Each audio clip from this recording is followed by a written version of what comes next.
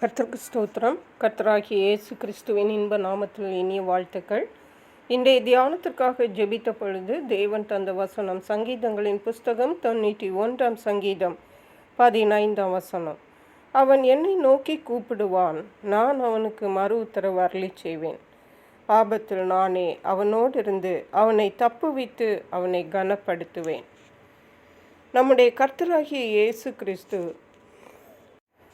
நமக்கு மறு உத்தரவு அருளி செய்கிற தேவன்.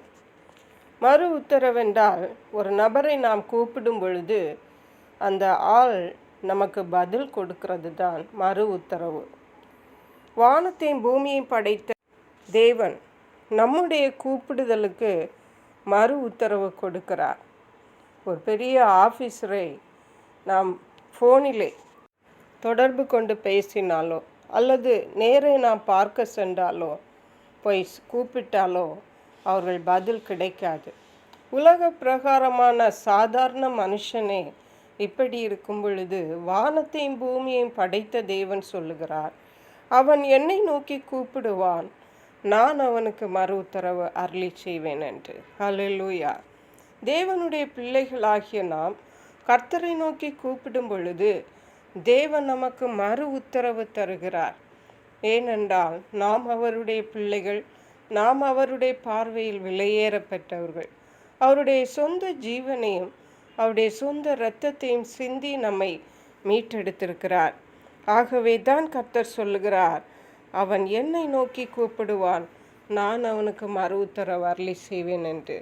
ஆபத்து நேரத்திலும் தேவன் நம்மை விட்டு மறைந்து ஒளிந்து போகாதபடிக்கு அவர் நம்மோடு இருந்து நம்மை விடுவித்து நம்மை கனப்படுத்துகிற தேவனாயிருக்கிறார். எலியா தீர்க்கதரிசிக்கும் பாகாலின் தீர்க்கதரிசிகளுக்கும் ஒரு போட்டி நடந்தது. யார் உண்மையான தேவன் என்பதை நிரூபிக்க வேண்டும் என்று அவர்கள் பலிபீடத்தில் விறகுகளை எல்லாம் அடுக்கி அக்கினியை வானத்திலிருந்து இறங்க பண்ணுகிற தேவனை உண்மையான தேவன் என்று சொல்லி போட்டியிட்டார்கள். பாகாலின் தீர்க்கதரிசிகள் மத்தியான வேளை வரையும் அங்கே கூப்பிட்டும் எந்த ஒரு சத்தமும் இல்லை, எந்த ஒரு மாற்றமும் இல்லை.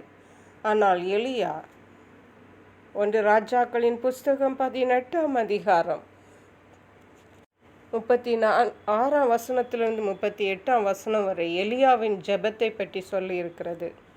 அதாவது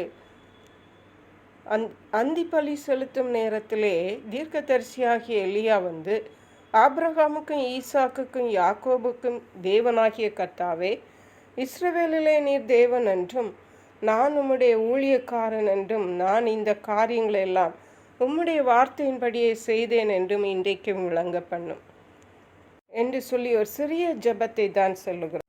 என்னை கேட்டருளும், என்னை கேட்டருளும் என்றார். உடனே அங்கே வானத்திலிருந்து அக்கினி இறங்கி அந்த சர்வாங்க தகன பலி விறகு எல்லாவற்றையும் பட்சித்தது என்று பார்க்கிறோம். அதிலிருந்து கர்த்தரே தேவன் என்பது நிரூபிக்கப்பட்டது. இன்றைக்கு நம்ம சிலர் இயேசு கிறிஸ்துவை கூப்பிட்டு பார்த்து விட்டேன், பதில் இல்லை. பாகாலை, தேவனுக்கு பிரியமில்லாத தெய்வங்களை, தேவனுக்கு பிரியமில்லாத வழிகளை தேடி ஜாதகம் பார்க்கிறது, குறி கேட்கிறது, இப்படிப்பட்ட காரியங்களுக்காக தங்களை எத்தனைப்படுத்தி ஆயத்தப்படுத்தி அவைகளிலே கேட்டு மகிழ்கிறார், விசுவாசிக்கிறார். நம்முடைய கர்த்தராகிய இயேசு கிறிஸ்து இதில் பிரியப்படுவாரோ? கர்த்தராகிய இயேசு கிறிஸ்துவை விட வல்லமையுள்ள ஜீவனுள்ள வேறே தெய்வம் எது? வேறே சக்தியும் எது? ஆகவே கர்த்தருடைய பிள்ளைகளாகிய நாம் இந்த காரியத்தில் இயேசு கிறிஸ்துவை தவிர ஒருவரை நாம் கூப்பிடக்கூடாது. இதிலே நாம் மிகவும் ஜாக்கிரதையுள்ளவர்களாய் காணப்பட வேண்டும். 34 சங்கீதத்தில் வாசிக்கிறோம், அவர்கள் அவரை நோக்கி பார்த்து பிரகாசம் அடைந்தார்கள், அவர்கள் முகங்கள் வெட்கப்படவில்லை. நாம் அவரை கூப்பிட்டால், நாம் அவரை தேடினால், நாம் அவரை நோக்கி பார்த்தால் நிச்சயமாகவே நாம் பிரகாசம் அடைவோம், நாம் வெட்கப்படவே மாட்டோம். கர்த்தர் நமக்கு மறு உத்தரவு அருளி செய்வார். கர்த்தர் தம் அந்த வார்த்தைகளை ஆசீர்வதிப்பாராக. ஜெபிப்போம். எங்களை கிருபையா நேசித்து பாதுகாத்து வழி நடத்துகிற எங்கள் அன்பின் தகப்பனே, ஆசீர்வதிக்கப்பட்ட இந்த நல்ல நாளுக்காக நன்றி. இந்த நாளிலும் அவரை நோக்கி கூப்பிட்டு அவனுக்கு அவர் மறு உத்தரவு அருளி செய்தார் என்று சொன்னது போல நீர் எங்களுக்கு மறு உத்தரவு தருகிற தேவனாயிருக்கிறபடியால் நன்றி. பரிசுத்த ஆவியானவரை, மீட்பர் இரட்சகருமாகி இயேசு கிறிஸ்துவின் இன்ப நாமத்தில் ஜெபிக்கிறோம் எங்கள் அன்புள்ள பரமபிதாவே. ஆமென். God bless you.